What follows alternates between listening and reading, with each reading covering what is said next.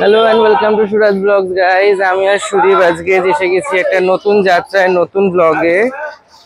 আমরা যাচ্ছি হচ্ছে পুনেতে। ওখান থেকে দুটো জ্যোতির্লিঙ্গ হবে আমাদের দর্শন। সেটা হচ্ছে যে ভীমাশঙ্কর আর ত্রম্বকেশ্বর, মানে পুনেতে থেকে দেন ত্রম্বকেশ্বর যাব। আর এখন চলে এসেছি হাওড়া স্টেশনে। আমাদের ট্রেন রয়েছে সকাল 5:35 নাগাদ।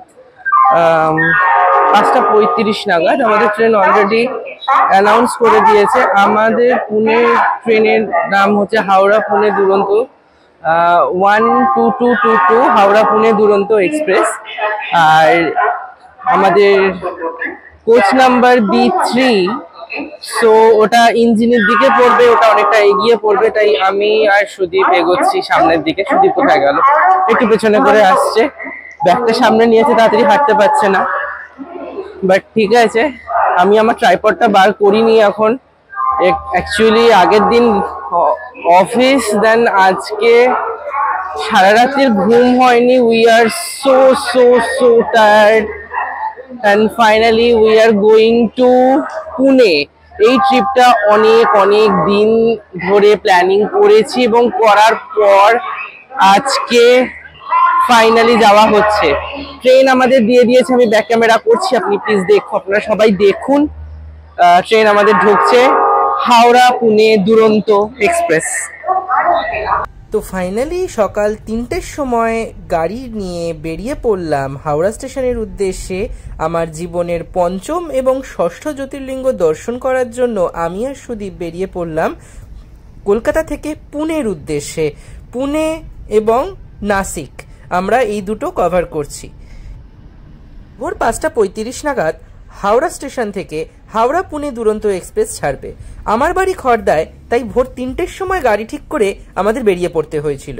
আমার বাড়ি থেকে ক্যাবে মোটামুটি রাস্তা ফাঁকা থাকলে 45 মিনিট থেকে 1 ঘন্টা সময় লেগে যায় হাওড়া স্টেশন পৌঁছাতে।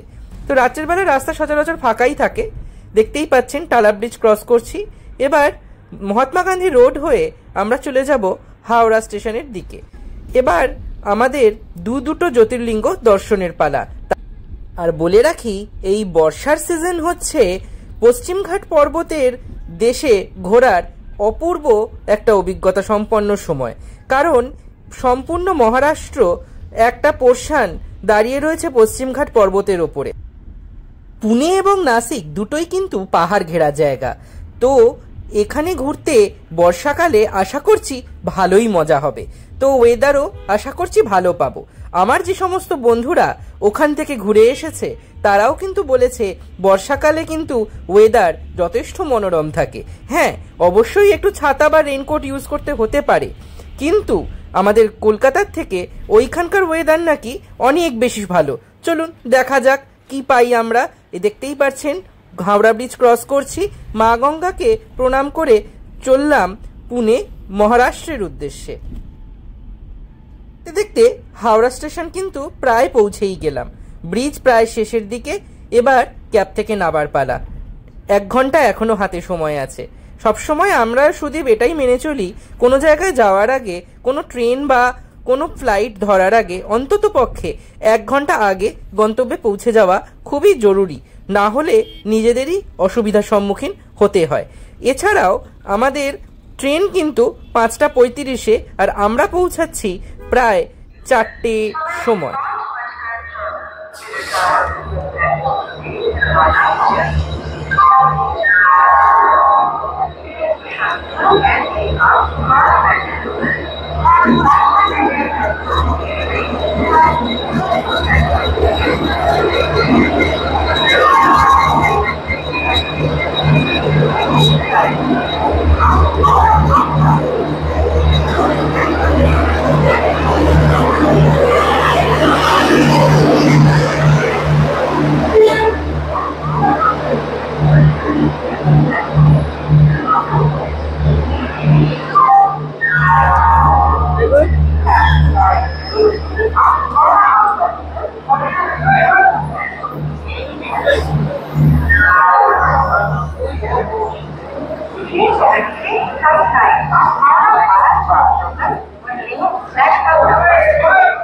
আমাদের দিয়ে দিয়েছে, দেরি করব না, উঠে পড়া যাক। We are very much tired.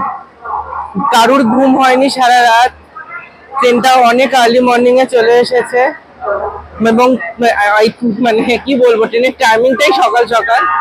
So আমার বাড়ি খড়দা, তো সে খড়দা থেকে আসতে গেলে তো একটু তাড়াতাড়ি বেরোতে হয়েছে। আমরা বেশি দেরি করব না, ট্রেনে উঠে পড়ি। বাকি কথা ট্রেনে উঠে, কারণ ট্রেনে উঠে লাগেজ রাখা, সিট ঠিক করা সবকিছু রয়েছে। আর আমাদের কোচ নাম্বার B3, এটা B11, অনেকটা হাঁটতে হবে। তাই চলুন এগিয়ে যাই, এখন পরে কথা হচ্ছে, টাটা। তো ফাইনালি উঠে পড়েছি ট্রেনে। আর ট্রেনের দেখতেই পাচ্ছেন কাঁচের অবস্থা খুব খারাপ, দুরন্তর মতন গাড়ির কাঁচের অবস্থা খারাপ, মানে একদম ঝাপসা, সো ব্যাড। ফাইনালি ট্রেন কিন্তু আমাদের ছেড়ে দিয়েছে বন্ধুরা। হাওড়া স্টেশন থেকে ট্রেন কিন্তু বেরিয়ে যাচ্ছে।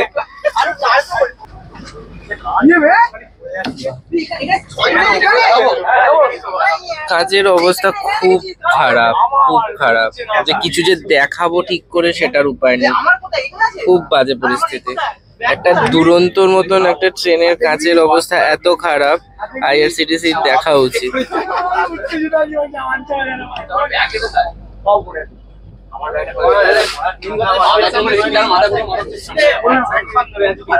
বন্দে ভারত দাঁড়িয়ে আছে, এটা পুরী বন্দে ভারত সম্ভবত। এই হাওড়া স্টেশনকে ছেড়ে আমরা বেরিয়ে যাচ্ছি।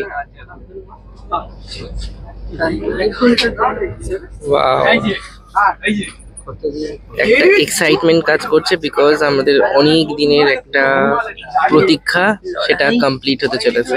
আমাদের অনেক ঝামেলা, অনেক মানে স্ট্রাগল রয়েছে এই জার্নিটাতে, বিকজ ছুটি নিয়ে ঝামেলা, অফিসে আদার্স ফ্যামিলির চাপ, টাকা পয়সা অ্যারেঞ্জ করার একটা ব্যাপার ছিল, অনেক রকম প্রবলেম ফাইনালি কাটিয়ে যাচ্ছি। ভবিষ্যতে কি হবে জানি না, বাট এটা আমার অনেক দিনের ইচ্ছা ছিল। যা হবে মহাদেবের কৃপায় লড়ে নেব, এতটুকু বিশ্বাস মহাদেবের প্রতি আছে, বাকিটা দেখা যাক। সাঁতরাগাছি পার হয়ে ট্রেন কিন্তু হুহু করে এগিয়ে চলেছে কোলাঘাটের দিকে। কোলাঘাট মানেই রূপনারায়ণ নদ। রূপনারায়ণ নদ একটু পরেই আপনারা দেখতে পাবেন। এই যে রাস্তা, এই রাস্তা কিন্তু সোজাসুজি চলে যাচ্ছে খড়গপুর হয়ে একেবারে ঝাড়খণ্ডের দিকে। ঝাড়খণ্ডের ভেতর দিয়ে অনেকটা পথ অতিক্রম হবে। এখন আপনারা দেখছেন কোলাঘাট ব্রিজ ও রূপনারায়ণ নদ।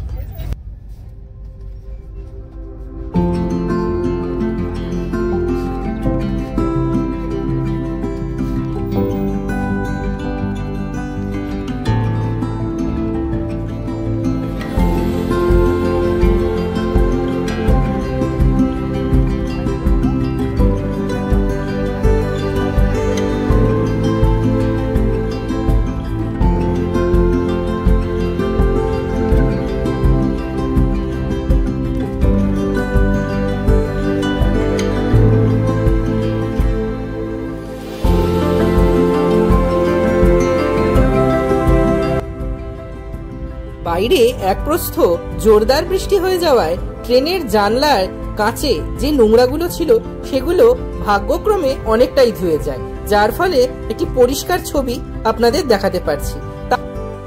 জীবনে জলপথে জাহাজ চড়া বাদ দিয়ে বাকি প্লেন বলুন, ট্রেন বলুন বা স্থলপথে গাড়ি বলুন, সবকিছুই চড়া মোটামুটি ভাবে হয়ে গেছে। তবে সবথেকে বেশি যদি পছন্দের জার্নি কোনো বাহনে যদি বলেন, সেটা হচ্ছে ট্রেন। ট্রেন আমার ভীষণই প্রিয়। আপনাদের কার কার ট্রেনের জার্নি পছন্দ সেটা কিন্তু অবশ্যই কমেন্টে জানাবেন। দেখতে দেখতেই পার করে নিচ্ছি সুবর্ণরেখা নদী। এরপর ট্রেন আমাদের জামশেদপুর ঢুকবে, তারপরেই আস্তে আস্তে ঝাড়খণ্ডে প্রবেশ। বাইরের প্রকৃতি বর্ষাকালে ট্রেন জার্নিতে এত সুন্দর দেখতে লাগে সে আমার জানা ছিল না, কারণ বর্ষায় ট্রেন জার্নি এই আমার প্রথম। দেখতে দেখতে ঝাড়খণ্ডের দিকে কিন্তু আমরা অলরেডি প্রবেশ করে চলেছি। এবার দেখতেই পাচ্ছেন দূরে কিন্তু ছোট ছোট পাহাড় দেখতে পাওয়া যাচ্ছে। এই যে পাহাড়গুলো দেখা যাচ্ছে, ঝাড়খণ্ড কিন্তু সম্পূর্ণ একটা মালভূমি এলাকা। তো এই জায়গাতে প্রচুর পাহাড় এবং ছোট ছোট টিলা দেখতে পাওয়া যায়।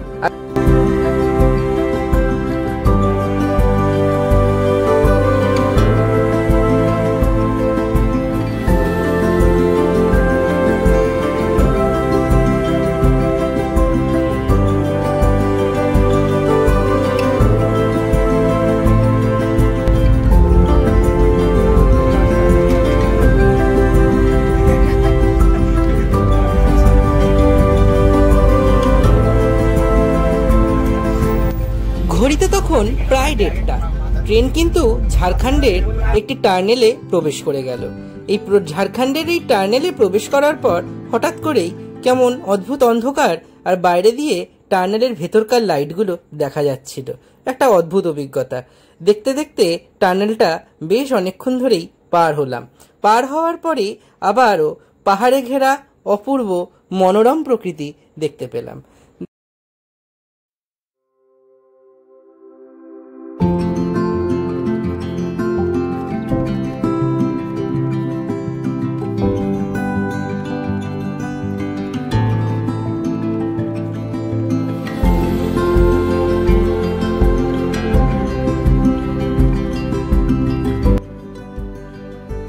ট্রেন কিন্তু ঝাড়খণ্ডের মধ্যে দিয়ে এখন রায়পুরের দিকে ছুটে চলেছে, মানে ছত্তিশগড়।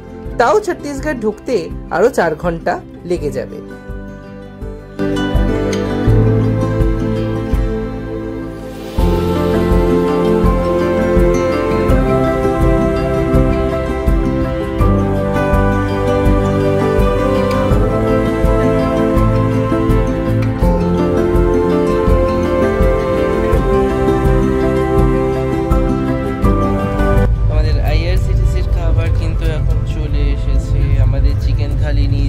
আমরা প্রথমেই সুদীপ চিকেনটাই খুলেছে, তার সাথে দিয়েছে একটা রুটি, আর এটাতে মনে হয় সম্ভবত নুন আছে, হ্যাঁ সল্ট, একটা পাতলা জলের মতন সুন্দর ডাল। যাই হোক,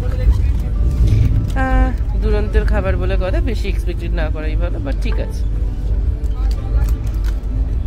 একটা ভাজা পুতন, মেন চিকেনটাই অ্যাট্রাকশন, আর হাতে একটা নরম গরম মোটকা রোল দিয়ে দিয়েছে, বুঝতেই পারছো সাইজ দেখে। রুটি আছে, সেম জিনিসটা ওখানেও আছে।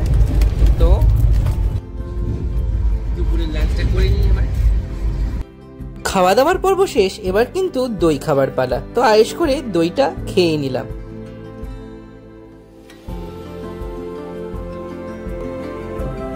দই খেতে খেতেই বাইরে শুরু হয়ে গেল মুষলধারে বৃষ্টি, আর দেখতেই পাচ্ছেন পুরো কাঁচ একেবারে ভিজে ঝাপসা হয়ে গেছে। তাও কাঁচের কাছ থেকে করে নিলাম বাইরের কিছু বৃষ্টিমুখর ভিডিও।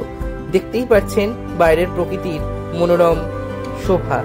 বৃষ্টিতে এত সুন্দর লাগে ট্রেন জার্নি জানা ছিল না। কি সুন্দর দেখুন, জলগুলো গড়িয়ে গড়িয়ে চলছে, ট্রেনটাও দ্রুত গতিতে চলছে। আরে দাঁড়ান দাঁড়ান, দুরন্ত বলে কথা, এরপর আইসক্রিম পর্যন্ত দিয়ে গেল আমুলের। তো আমি তো জাস্ট, এটা সারপ্রাইজ ছিল আমার কাছে, আমি তো পুরো অবাক। মাঝখানে কোনো ভিডিও করা হয়নি, কারণ একটা লম্বা ঘুমের ভীষণ দরকার ছিল। ঘুম থেকে উঠতে উঠতে রাতের ডিনার দেখলাম সুদীপ অর্ডার করে দিয়েছে। তো ডিনারে কি কি ছিল দেখিয়ে নেওয়া যাক। আমাদের ডিনারে ছিল ভাত, ডাল, একটা সবজি, তার সাথে ছিল এখানে একটা মিষ্টি, যেটা ছোট্ট মতন একটা পান্তুয়া দেখতে পাচ্ছেন, আর ছিল চিকেন। তো এই ছিল হচ্ছে আইআরসিটিসির আমাদের রাতের ডিনার।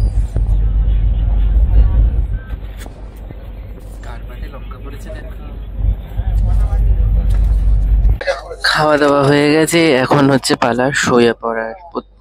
আমাদের ট্রেন এখন যাচ্ছে রায়পুর, অনেকক্ষণ আগে ক্রস করে নিয়েছে, এখন নাগপুরের দিকে যাচ্ছে। আমাদের পুনে পৌঁছাতে পৌঁছাতে সকাল 11টা হয়তো হয়ে যাবে, বা 10টা, যদি ঠিকঠাক ঢোকায়। 9:30 থেকে 10টার মধ্যে ঢুকিয়ে দেওয়ার কথা। তো এখন শুয়ে পড়তে হবে, তারপর সকালবেলা আবার নতুন কিছু দেখার পালা, নতুন কিছু অভিজ্ঞতা হওয়ার পালা। তো গুড নাইট সবাইকে, গুড মর্নিং সবাইকে। 5টা 45 ঘড়ির কাঁটায় আমরা কিন্তু মহারাষ্ট্র ঢুকে গেছি। আর সব থেকে বড় কথা হচ্ছে যে যদি ট্রেন ঠিকঠাক টাইমে চলে তো তাহলে আমরা 9টা থেকে 10টার মধ্যেই হয়তো পুনে পৌঁছে যাব। খুবই একটা এক্সাইটমেন্ট ব্যাপার। আর সেকেন্ডলি হচ্ছে যে রাতে ঘুমটা দারুণ হয়েছে, ট্রেন মারাত্মক টেনেছে। যতটা টাইম আমাদের লেট ছিল সেটা কিন্তু ট্রেন সুন্দরভাবে কভার করেছে। হালকা পাতলা নদী, এটা মরনা রিভার। এই নদীটা এমনি সময় শুকিয়ে থাকে, এমনি সময় শুকিয়ে থাকে, বর্ষাকালের জলে পুষ্ট। দারুণ। আবার ট্রেন চলছে, জোরেই চলছে, কিন্তু আমাদের ট্রেন বেশ কিছুটা লেট। আর এখন আসছে গাইগাঁও জংশন বলা যাবে না, এটা স্টেশন। দেখতেই পাচ্ছেন একদম, মানে এটা স্টেশন কি বলবো, যাই হোক এটা একটা স্টেশন ছিল ছোটখাটো।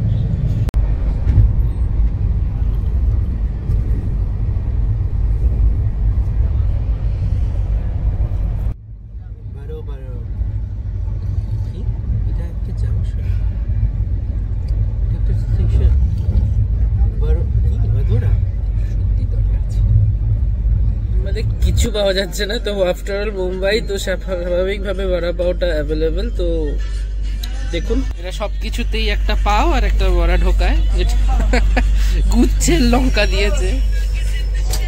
হচ্ছে বড়া পাও, দুটো বড়া দিয়েছে।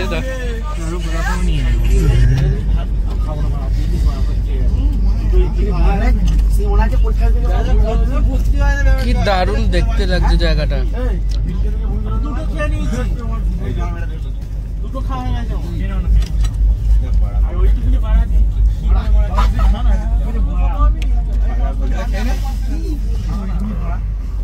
বড়া পাও খেয়ে সবার মুখে লেগেছে ঝাল।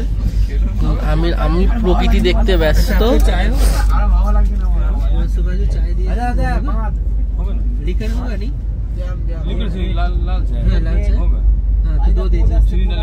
चीनी डालेगा ना? वाओ, ওটা ভাজি আলাদা। ওই লাইন থেকেই আমরা আসলাম। ওদিকেও কিছু পাহাড় আছে, বাট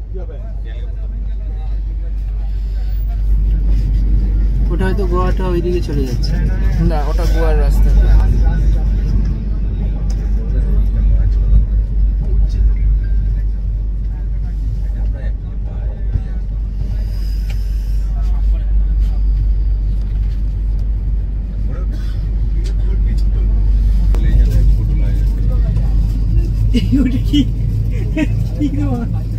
আমুলের মতো কিছু করা আছে, কিছু করা আছে, হয়ে গেছে না, কিছু করা আছে উপরে। দেখ খাট করা আছে, দেখতে পাচ্ছি।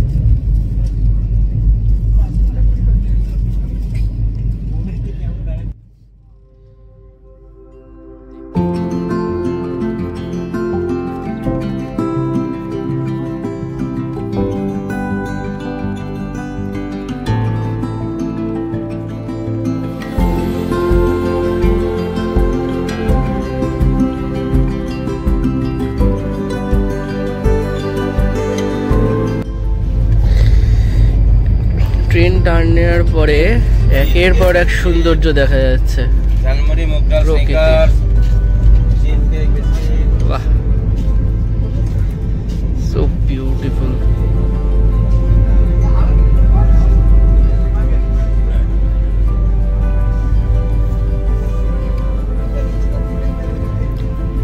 কি দারুণ পাহাড়টা, সবুজ পুরো।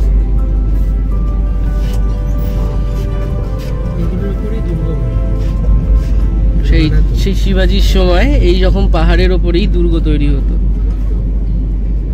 বা হয়তো এখনো দেখা গেলে আছে।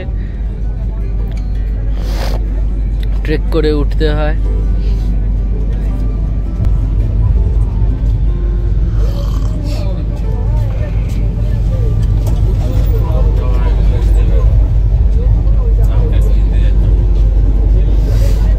আরে বাহ, এদিকে দেখো নিচে ট্রেন যাচ্ছে। উপর দিয়ে চলে যাবে, ওটার ওপর দিয়ে মনে ক্রস।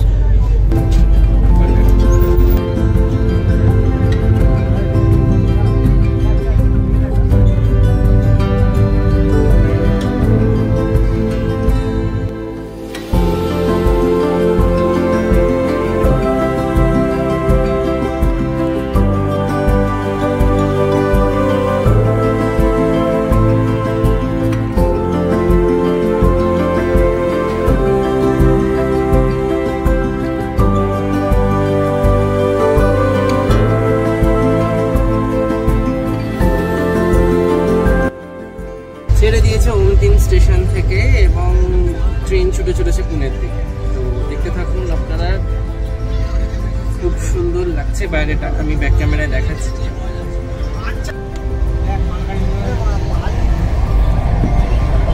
ঢুকু করে দৌড়াচ্ছে, 6খানা স্টেশন আছে নন স্টপেবল, সেগুলো পার হয়ে লাস্টে পুনে। অনেক দূর, প্রায় 1.5 দিন ট্রেনে কাটিয়ে একেবারে ক্লান্ত হয়ে হোটেলে পৌঁছিয়ে একটু রেস্ট নিয়ে আবার যে যে জায়গাগুলো দেখার দেখতে বেরোবো, যে কটা আজকে খোলা পাবো। আমাদের প্ল্যান আবার একটু চেঞ্জ করে নিতে হবে। এই হলো অবস্থা, ভীষণ টায়ার্ড লাগছে। তো যাই হোক, দেখতে থাকুন, পাশে থাকুন, সাপোর্ট করুন। Thank you. পুনে নেবে, আবার দেখা হচ্ছে। পুনে ঢোকার আগে ভারতীয় সংস্কৃতি জ্ঞান দর্শন কেন্দ্র, এটা একটা দারুণ সুন্দর একটা জায়গা। এটা ইস্কন তো নয়, ভারতীয় সংস্কৃতি জ্ঞান প্রদর্শন, আমিটি ইউনিভার্সিটি, পুনে। তো এই এত লেট করে ফাইনালি আমরা পুনে স্টেশনে নামলাম। এই আমাদের ট্রেন দাঁড়িয়েছে, দেখতেই পাচ্ছেন।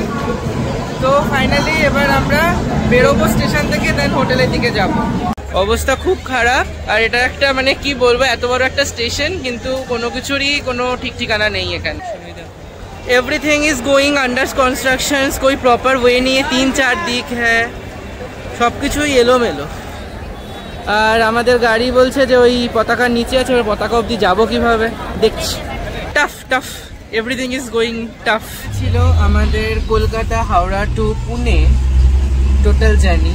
এরপরে আরও যেই জায়গাগুলো যাব সেগুলোর ভিডিও আসবে, so stay tune with us.